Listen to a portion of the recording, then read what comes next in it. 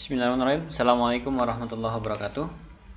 Bismillahirrahmanirrahim. Asyhadu an la ilaha illallah wa asyhadu anna Muhammadan abduhu wa rasuluh la nabiyya ba'dah.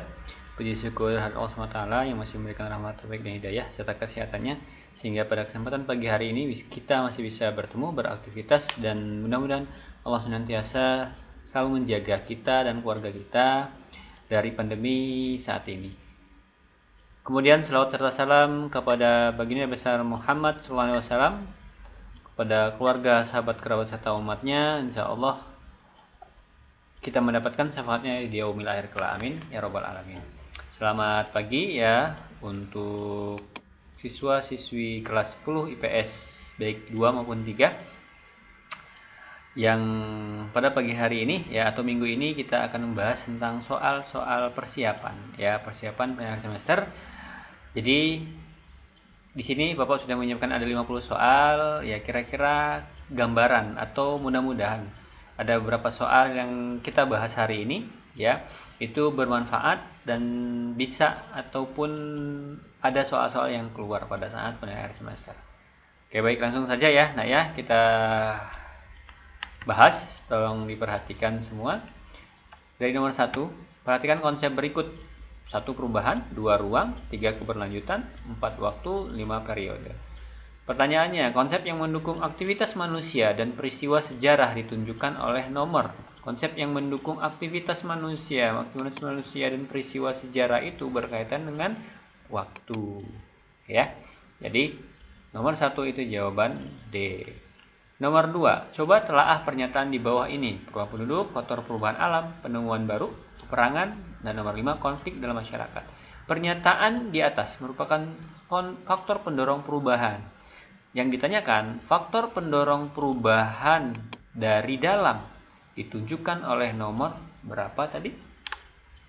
Perubahan penduduk itu dari dalam atau dari luar? Satu masyarakat ya. Ini dari dalam masyarakat itu. Jadi dari dalam. Oke, nomor 1 benar ya. Yang kedua, faktor perubahan alam. Alam itu dari dalam manusia atau dari luar manusia. Dari luar manusia itu bisa diakibatkan oleh manusia yang lain, kelompok yang lain, ya. Satu desa diakibatkan oleh desa yang lain. Kemudian juga dari faktor alam, geografi misalnya bencana alam, kemudian tanah longsor, kemudian gunung meletus, itu dari alam, dari luar manusia itu. Jadi tidak termasuk ya nomor 2. Sekarang nomor 3, penemuan baru. Contohnya invention, discovery, dan lain sebagainya, itu kan penemuan baru. Dan biasanya dari dalam masyarakat itu bisa terjadi. Dari dalam ya, dari internal juga ini. Nomor 4, peperangan. Nah, peperangan itu dari luar. Nah, ya. Nomor 5, konflik sama peperangan sebenarnya hampir sama. Cuman konteksnya bahwa nomor 5 itu lengkap, konflik dalam masyarakat. Kalau ini peperangan dalam masyarakat, berarti harusnya faktor internal. Teman dia hanya peperangan. Tapi kalau nomor 5, konflik dalam masyarakat, berarti yang terjadi dalam masyarakat itu sendiri. Ya, jadi nomor 2 itu jawabannya 1, 3, dan 5. Baik, benar ya.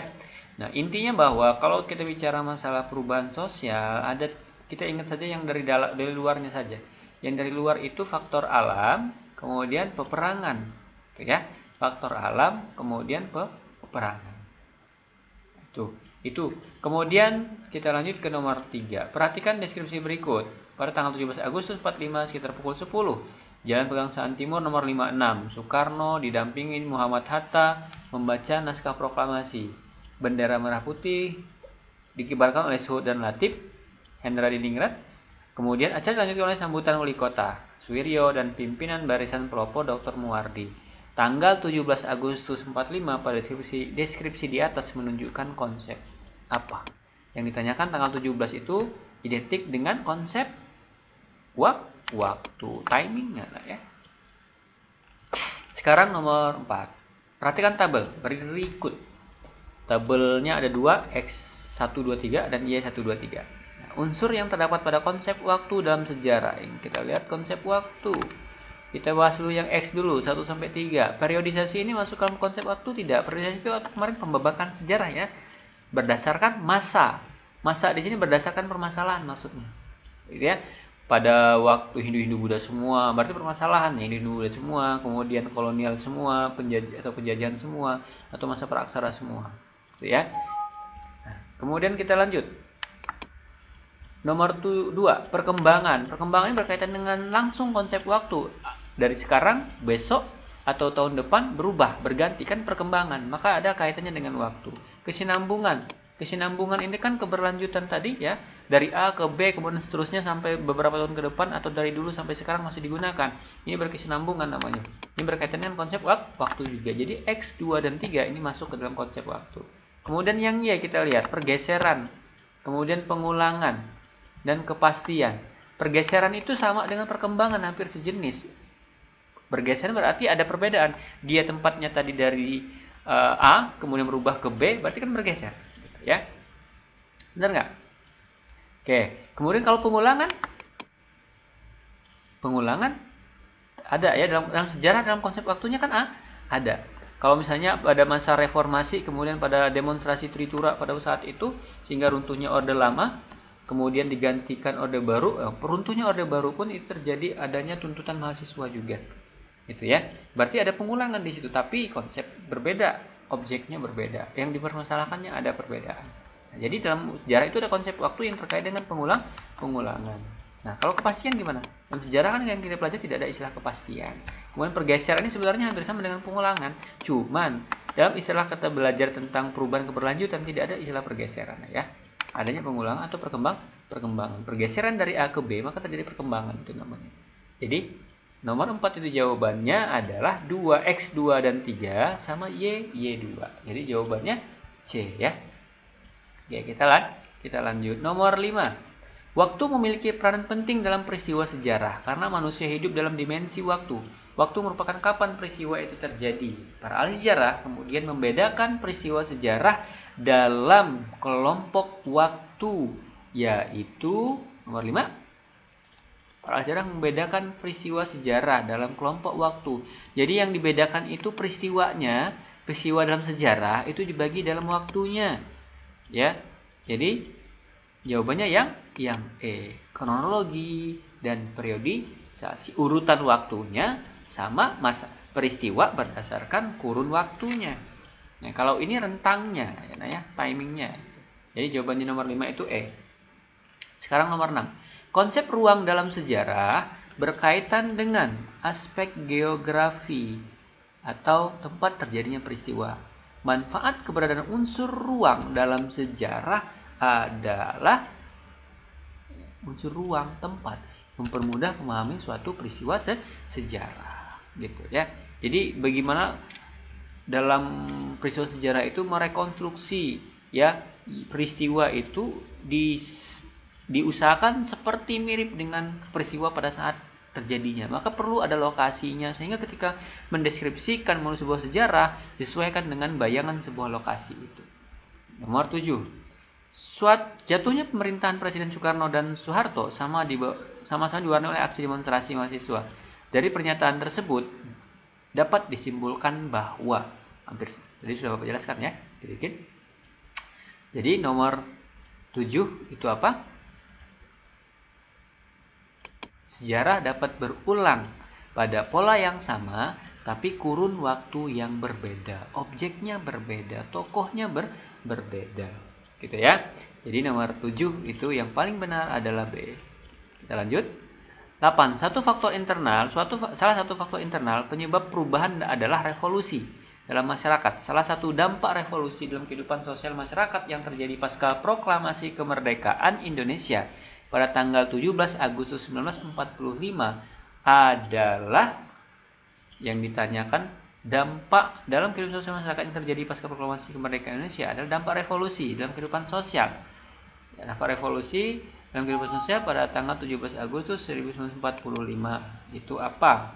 Nomor 8. Dampak sosialnya, Indonesia diakui sebagai negara yang berdaulat oleh dunia internasional ya. Nomor 9. Salah satu contoh perubahan yang membawa pengaruh sangat besar pada masyarakat adalah yang sangat besar itu berarti dia semua masyarakat itu bukan hanya suatu negara, berbagai negara, itu sangat besar maksudnya. Jadi nomor 9 itu jawabannya apa? Perubahan mode pakaian itu hanya sebagian ya. Mungkin hanya kamu, teman kamu, satu kelas kamu, seangkatan kamu saja yang gila dengan drakor gitu ya. Kemudian nomor yang B, perubahan sistem perdagangan dan hubungan internasional. Itu mungkin hanya satu bagian negara saja. C, perubahan kebiasaan masyarakat dan sistem atau pencarian. Itu sebagian masyarakat yang terjadi perubahan dalam sistemnya itu saja. Ledakan pendudukan proses industrialisasi. Nomor 9. Ini bisa terjadi. Ledakan penduduk, kemudian proses industrialisasi mengakibatkan terjadinya perubahan. Contoh revolusi industri. Maka yang tadinya hanya berdampak bagi negara Inggris, kemudian berdampak bagi negara di Eropa, dan berdampak bagi negara-negara di luar Eropa, contohnya negara Asia Afrika. Apa dampaknya? Negara-negara yang ada di Asia Afrika itu dijajah karena proses industri. Karena proses revolusi industri yang terjadi di Inggris. Untuk apa? Mereka mencari bahan mentah baru, mencari tenaga kerja yang lebih murah, dan memperluas wilayah untuk mereka menjual hasil industrinya. Kan semua terdampak. Nomor perubahan ekonomi hanya sebagian tadi ya. Jadi nomor 9 itu jawabannya yang B. Sekarang nomor 10. Walaupun dapat dibedakan antara perubahan sosial dan perubahan kebudayaan, memiliki aspek yang sama, yaitu keduanya berkaitan dengan cara-cara baru ya, pemakaian cara-cara baru. Perubahan sosial yang berkaitan dengan cara yang baru, perubahan kebudayaan berkaitan dengan cara yang baru. Cuman mungkin aspeknya saja yang berbeda. Sosial itu berkaitan dengan apa, kebudayaan itu berkaitan dengan apa. Nomor 11. Salah satu contoh konsep perubahan dan keberlanjutan dalam kehidupan bernegara adalah konsep perubahan dan keberlanjutan dalam kehidupan bernegara adalah 11. Pembangunan ya. Perubahan, dulu belum maju, gedungnya belum ada bertingkat tinggi, sekarang sudah banyak. Itu kan pembangunan dalam sebuah negara, perubahan. Nomor 12, peristiwa sejarah merupakan suatu proses berkelanjutan karena proses berkelanjutan itu berarti dia berkaitan dengan sekarang, besok, dan seterusnya. Itu kan berbeda-beda. Maka berkaitan dengan jawaban yang A. Terjadi berbagai peristiwa silih berganti dari zaman ke zaman. Nomor 13, sebuah penemuan unsur kebudayaan baru oleh individu atau kelompok dalam suatu masyarakat. Unsur baru itu dapat berupa alat-alat ataupun ide-ide baru disebut dengan titik. Ini sosiologi kalau tidak salah ya nak. Ini berkaitan dengan soal sosiologi. Jadi jawabannya nomor 13 apa? Ada yang kita kaitkan dengan apa namanya? Dengan sosiologi. Sebuah penemuan unsur kebudayaan baru oleh individu atau kelompok dalam satu masyarakat. Unsur baru itu dapat berupa alat-alat baru ataupun ide-ide baru. Motivasi, inovasi, produksi, discovery atau invention. Maka jawabannya nomor 13 itu adalah discovery, penemuan baru yang diterima oleh masyarakat, gitu ya. Malah alat baru berarti diterima, ide-ide baru berarti diterima oleh masyarakat, gitu ya. Oke. Kalau lebih jelasnya apa itu perbedaan, pasti ada perbedaan inovasi dengan discovery kan penemuan juga. Nah, untuk lebih detailnya ya silakan lebih dipertanyakan dengan guru sosiologi. Nanti kalau Bapak khawatir Bapak salah. Apalagi kita video ini, kalau misalnya diskusi secara langsung enak Bapak menjelaskan. Baik, nomor 14. 14. Sejarah adalah catatan tentang umat manusia atau peradaban dunia, tentang perubahan-perubahan yang terjadi pada watak masyarakat, dikemukakan oleh nomor 14. Jawabannya yang apa? Ini Bapak pernah jelaskan. Apa contoh? Yang pertama, Muhammad Yamin itu intinya adalah hasil penyelidikan yang dapat dibuktikan. Kamu ingat saja, Muhammad Yamin nggak perlu panjangnya, yang dari kertas ada buku cetak ya. Muhammad Yamin itu pada intinya ada kata hasil penyelidikan yang dapat dibuktikan, gitu ya. Nah, kalau Collingwood itu berkaitan bentuk penyelidikan juga ya. Penyelidikan tentang hal yang telah dilakukan manusia. Kalau ini penyelidikan yang dapat dibuktikan, kalau ini penyelidikan yang telah dilakukan oleh manusia. Nah, kalau Ibnu Khaldun itu berkaitan dengan catatan peradaban manusia. Nah, ini catatan peradaban manusia, gitu ya. Ini benar. Oke, jadi jawabannya nomor 14 itu adalah yang C ya. Jadi cara mengingatnya seperti itu saja. Kalau care. Ini dialog yang tidak pernah selesai. Ada kaitannya dengan kata dialog, itu adalah kemudian WJS Purwadarminta. Kalau WJS Purwadarminta itu berkaitan dengan kesusastraan. Ada kata kesusastraan, silsilah. Nah, itu tolong diingat.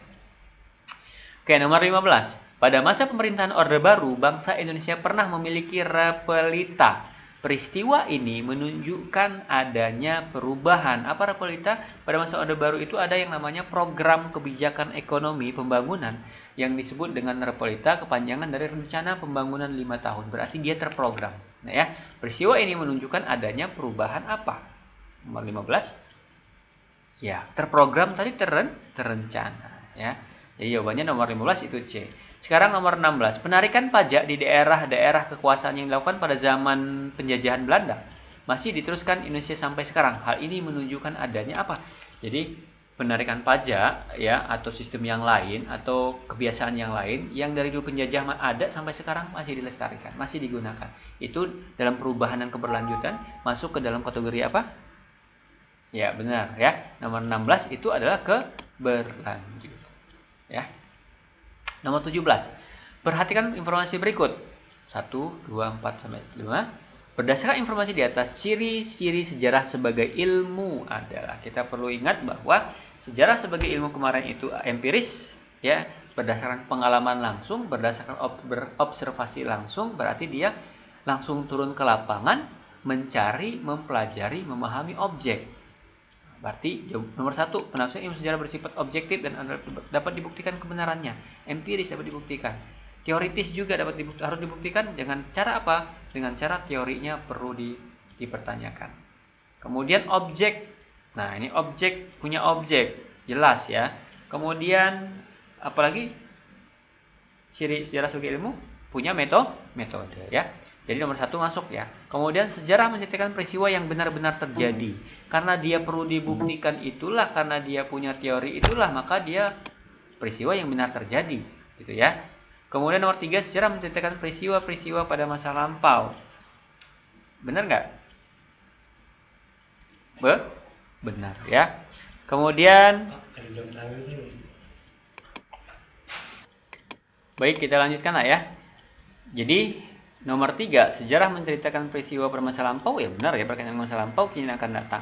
Kemudian nomor 4, sejarah bertujuan memberi legitimasi kekuasaan kepada para pejabat. Ini tidak dibenarkan. Nomor 5, semua peristiwa sejarah dapat menjadi panutan serta pedoman bagi pembaca, bukan hanya bagi pembaca tapi bagi masyarakat secara umum. Ya, jadi jawabannya 4 dan 5 itu tidak terlalu mendekati kebenaran. Jadi jawaban yang paling pas itu 1, 2 dan 3. Ya, jadi jawabannya yang mana? Yang 17A. Sekarang nomor 18. Ini ada gambar. Pramudia Anantatur merupakan seorang penulis yang sering menggunakan latar peristiwa sejarah dalam karyanya. Gambar di atas menunjukkan salah satu karya Pram yang terkenal. Novel Pram banyak dibaca oleh semua kalangan. Dengan membaca novel karya Pram, orang awam dapat menikmati suatu peristiwa sejarah secara mudah dan ringan. Nah, ini ya, pendekatan yang digunakan Pram dalam mendeskripsikan peristiwa sejarah adalah apa? Nomor 18, pendekatannya apa? Melakukan pendekatan ya gaya bahasa yang mudah dipahami pembaca, sehingga pembaca senang membacanya. Karena dalam sejarah itu kan ada yang namanya memberikan inspirasi, kemudian rekreasi kan, seperti menimbulkan kayak semacam itu, intuisi dan sebagainya ya. Jadi perlu gaya bahasa yang bagus. Kemudian nomor 19, sejarah merupakan ilmu yang berdasarkan pengalaman manusia. Pengalaman manusia tersebut direkam dalam dokumen. Dokumen itu diteliti oleh sejarawan untuk menemukan fakta. Fakta sejarah diinterpretasikan dan menghasilkan tulisan sejarah. Berdasarkan uraian tersebut menunjukkan ciri ilmu sejarah sebagai apa? Sejarah merupakan ilmu yang berdasarkan pengalaman manusia. Pengalaman manusia ini sudah jelas pengalaman manusia, berarti observasi langsung dialami oleh manusia. Jadi jawaban nomor 19 itu adalah yang A ya. Nomor 20, perhatikan informasi berikut secara seksama. 1, penafsiran ilmu sejarah menceritakan peristiwa sebenarnya terjadi. Sejarah bertujuan memberi legitimasi, ini hampir sama dengan yang tadi ya. Semua peristiwa sejarah dapat menjadi panutan pedoman pembaca. Sejarah menceritakan peristiwa-peristiwa pada masa lampau. Baik, nomor 20, berdasarkan informasi tersebut, ciri-ciri sejarah sebagai ilmu adalah apa? Nomor 20. Ya, 20. Kita bahas penafsiran sejarah berdasar objektif ya, ini benar tadi. Kita tandain terlebih dahulu ya ini. Kemudian sejarah menceritakan peristiwa yang benar-benar terjadi. Ya, peristiwa berkaitan dengan peristiwa yang benar-benar terjadi ya. Kemudian sejarah bertujuan memberikan legitimasi kekuasaan, tidak ya. Semua peristiwa sejarah dapat menjadi panutan bagi pedoman pembaca. Oke, ini agak kurang pas bahasanya. Jadi jawabannya 1, 2, 5 ada nggak? 1, 2, dan 5. Ya, ada ya. Jadi jawabannya yang E, 1, 2, dan 5. Karena yang nomor 4 tuh kurang pas bahasa. Nomor 21. Sejarah merupakan ilmu yang mempunyai metode tertentu. Metode sejarah berguna bagi sejarawan untuk titik. Metode sejarah itu berguna bagi sejarawan untuk merekonstruksi. Kan kalau yang namanya metode kan itu cara. Jadi cara kita mau mengembangkan kembali, membentuk kembali atau menyusun kembali itu perlu ada tekniknya, dan itu perlu diperlukan. Jadi jawaban nomor 21 itu C. Nomor 22. Konsep diakronik dalam sejarah merupakan model yang dinamis karena memandang peristiwa dalam gerak sepanjang waktu dinamis. Jadi tidak ada batasan waktunya diakronik, karena berkaitan yang ketika ada kaitan yang latar belakang dari sebuah peristiwa itu, maka akan terus dibahas entah kapan, sepanjang apapun waktu yang ada. Nomor 23. Perhatikan tema penelitian sejarah berikut. Oke. Kehidupan masyarakat Tionghoa pada masa Orde Baru, perkembangan ekonomi Indonesia pada awal kemerdekaan, kehidupan sosial masyarakat di sekitar Bantar Gebang, Bekasi, pengaruh globalisasi bagi kehidupan bangsa Indonesia di bangsa ya. Kemudian tema penelitian sejarah yang bersifat diakronik. Diakronik ditunjukkan oleh nomor. Tema penelitian sejarah yang bersifat diakronik. Jadi berkaitan dengan ketika kita membahas itu perlu membahas tentang sejarahnya, latar belakang dari peristiwa itu. Maka jawaban nomor 23 itu adalah apa? Kehidupan masyarakat Tionghoa pada masa Orde Baru. Pasti kita akan membahas dulu kan sejarah orang Tionghoa itu di Indonesia. Kemudian apa sih yang terjadi terkait dengan masyarakat Tionghoa pada masa Orde Baru itu kan gitu. Jadi nomor 1 benar ya. Kemudian nomor 2 perkembangan ekonomi Indonesia pada awal kemerdekaan. Pasti sebelum kita bicara masalah perkembangan ekonomi pada awal kemerdekaan ini, ya, kita akan mengkaitkan dengan ekonomi pada masa kolonial, bahkan pada masa praaksara itu seperti apa sih sistem ekonominya, pasti akan dikaitkan juga. Nah, kalau nomor 3, kehidupan masyarakat di sekitar Bantar Gebang, Bekasi, ini terkait dengan sudah jelas objeknya, gitu ya, lokasinya, dan kehidupan sosial yang dibahasnya, maka dia lebih detail. Kemudian kalau 4, pengaruh globalisasi bagi kehidupan bangsa Indonesia, globalisasi bagi bangsa Indonesia umum, tapi dia lebih mendalam, tidak berkaitan dengan peristiwa yang lain, berkaitan dengan globalisasinya saja. Jadi yang lebih pas nomor 23 itu adalah 1 dan 2. Nomor 24, perhatikan peristiwa-peristiwa penting dalam sejarah Indonesia berikut. 1. Pembangunan kota Batavia sebagai pusat kekuasaan VOC, penandatanganan kapitulasi Tuntang, pembangunan jalan raya Pos-Dendels, penerapan Undang-Undang Agraria 1870 dan pelaksanaan politik etis. Urutan peristiwa secara kronologis yang tepat adalah urutannya berarti dari awal. Nah, berarti kita lihat dulu Belanda datang itu tahun 1602, kemudian dia mendirikan VOC. Jadi nomor 1 ya. Kemudian setelah itu penandatanganan kapitulasi Tuntang. Kapitulasi Tuntang ini berkaitan dengan